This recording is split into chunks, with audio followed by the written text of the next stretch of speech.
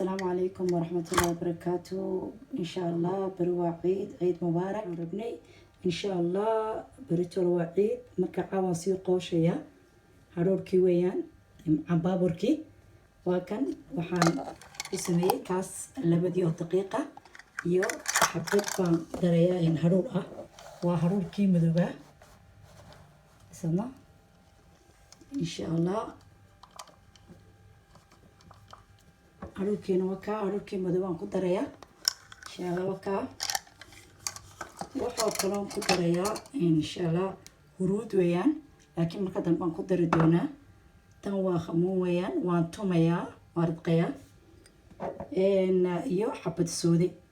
ayaan ku darayaa iyo gabal yar oo basal ah xabad toona ayaan ku daray inshallah waan isku tumayaa toonta iyo basasha iyo xabisoodaha iyo kamuunta dhammaan intaas waan isku tumayaa waan ku shubaya inshallah waka marqaacada yar baan ku daraa ficsaan ku darayaa iyo huruudi waan ku daray toontii maxaa la yiraahdaa kamuuntana ha iskaga badinina kamuunta haddii lagu badiyo qaraar bay noqonaysaa halkana xabisooda yar baan ku haystaa wakaasi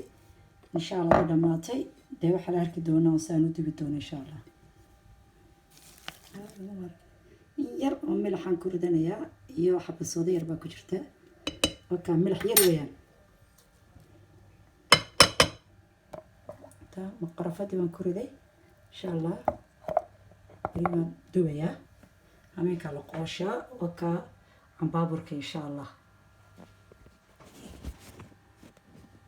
asxaabay waaniga waan daboolay bac baan ku xidhay marka insha allah waan kusoo noqon doonaa insha allah haddii la hidhaado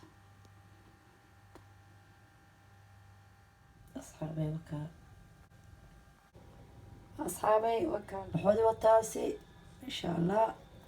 baaburkii aan xalay noo sameeyey insha allah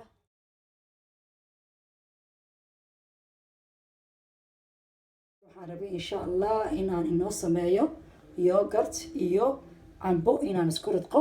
aad buu macaan tahay maadaama waqtiga samarka aan ku jirno sharaabyada inaan badsano aad buu macaan yogurt iyo marka la isku diro cambadana insha allah ha laga warkeeno insha allah waxaan rabay insha allah koob caanaan waan ku daro qabow